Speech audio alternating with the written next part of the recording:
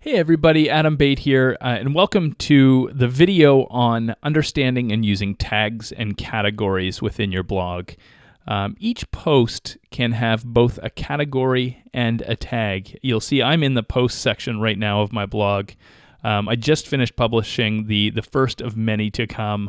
You'll notice that underneath the categories, it's listed as uncategorized, and there are no tags. So what we're going to do is we're going to tackle categories and tags.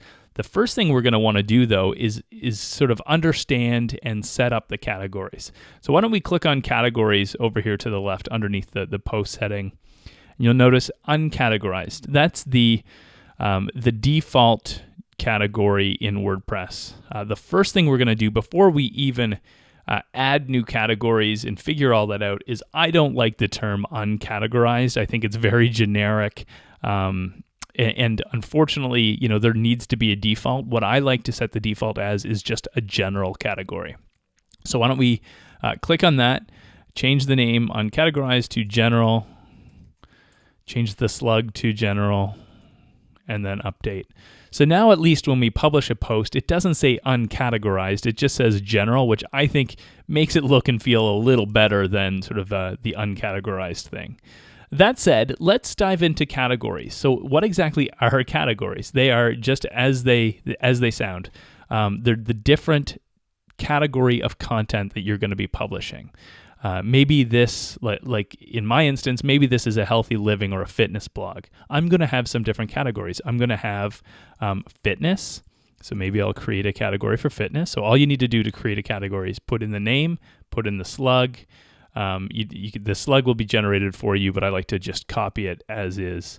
Click on add new category. You'll see fitness is here now. What's something else I might to talk about or write about? Could be food. So food might be another category. I'll add that. Maybe lifestyle, right? Maybe a lot of this stuff will be just about lifestyle in general. Let me add that category. Maybe it'll be training. Maybe I'll be training for a race or an event or something, and I want to add some content specifically about the training. Same goes maybe for running. Maybe I'll have some running only content. Add new. It doesn't matter what your general topic is. It could be just a personal blog. You're still going to have different categories. And it is best practice to break those categories down. Is it required? Absolutely not. Can you still run, a very popular and successful blog off of just the general category? Absolutely. I've done it before. I know a lot of people just don't want to bother with categories, especially in the beginning. But it does sort of make things a little bit easier, even in your own mind, to sort of sort out what you're going to write about as well.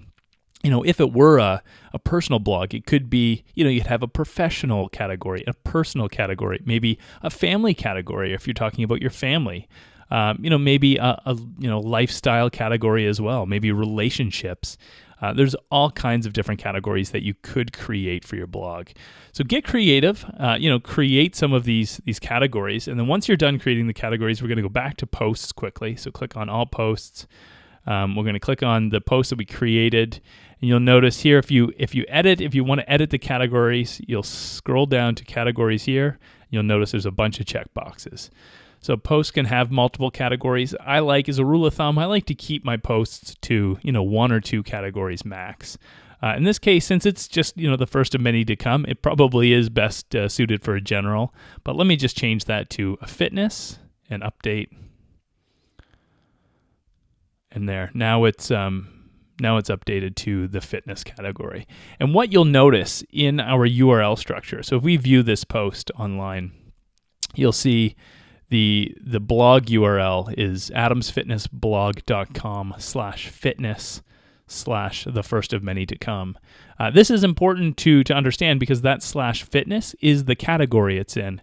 That's why I only like to keep it in one category if possible, because it uses the category in the URL structure. Now we can change this. I'll go into that in another video, how to get rid of that to shorten up the URL a little bit. But that's category. So it basically just breaks down the hierarchy or the navigation of your posts. And then, we'll dive into using those categories in the menu and whatnot in a later video. But let's go back to the dashboard. We'll go back into posts, and now we're going to tag things.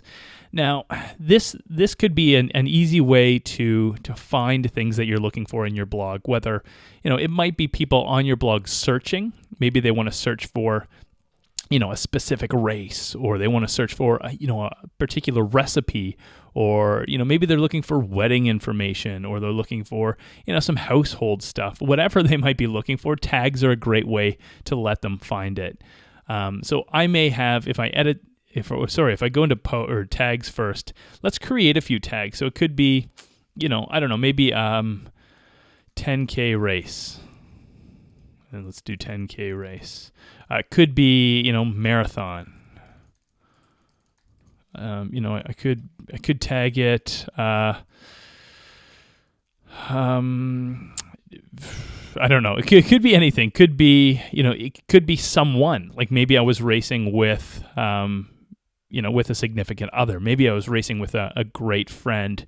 I could tag their name in there, right? I could tag what shoes I was wearing. Maybe I was wearing a Reebok shoe. Maybe I was wearing, something, an ASICS shoe or a New Balance shoe.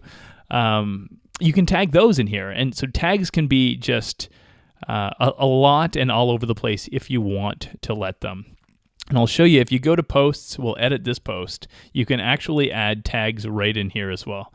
So you can choose from tags. What I like to do is, if I'm writing about something in particular, so this is the first of many to come. Maybe I'll tag this blogging ad, maybe first post ad,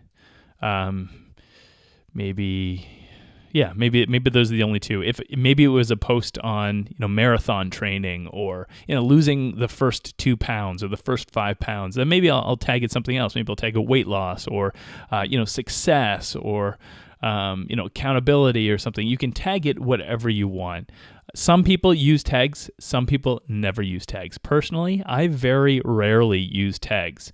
It is a great way for searching, no doubt, and it is a great way to sort of break your content down even further than categories. But it's not necessary. If it's confusing to you, you don't need to use them right away. You can always come back and add tags later. But so that's tags, that's categories, and that's really the purpose of this video, is just to sort of understand, how your posts are going to fit into the content. Let's we'll move on to the next video from here. But hope this helped. As always, if you have any questions, I'm here to help. Please don't hesitate to ask. We'll see you in the next video.